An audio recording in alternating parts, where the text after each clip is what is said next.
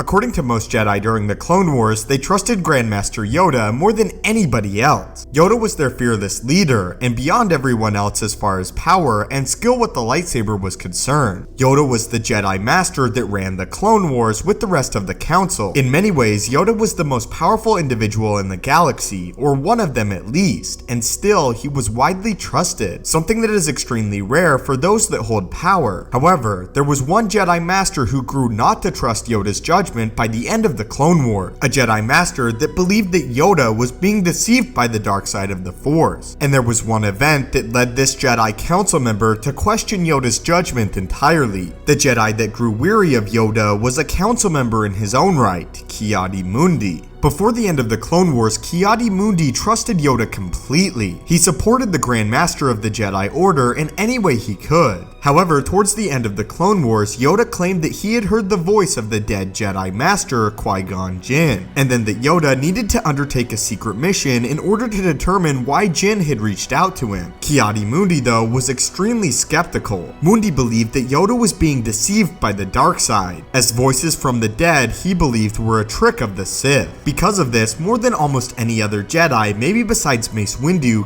Mundi sensed the impending doom of the Jedi Order. He sensed that all was not right, and that their destruction may be imminent. And when Yoda started discussing hearing voices in his head, you can see why this concerned Mundi. Mundi was also quite paranoid that the Chancellor was gaining too much power, as he was the main Jedi that spoke out against Palpatine, explaining that he believed that he was growing too powerful and would soon overshadow the entire Republic along with the Jedi Order. Although Mundi was wrong about Qui-Gon Jinn's voice being sinister, he was correct about the Chancellor. Despite this though, he did not fully trust Yoda for the remainder of the war, although it would not go on for much longer. He believed the age had finally come for the Jedi Grandmaster, and that soon he may not even be fit to lead the Jedi Order. Because of this, Mundi began to contemplate if Mace Windu would be a better Jedi Grandmaster than Yoda was, wondering if Yoda's twilight had finally come for him. Unfortunately for Mundi though, he would never have time to raise these concerns. Just a while later, Order 66 was enacted, and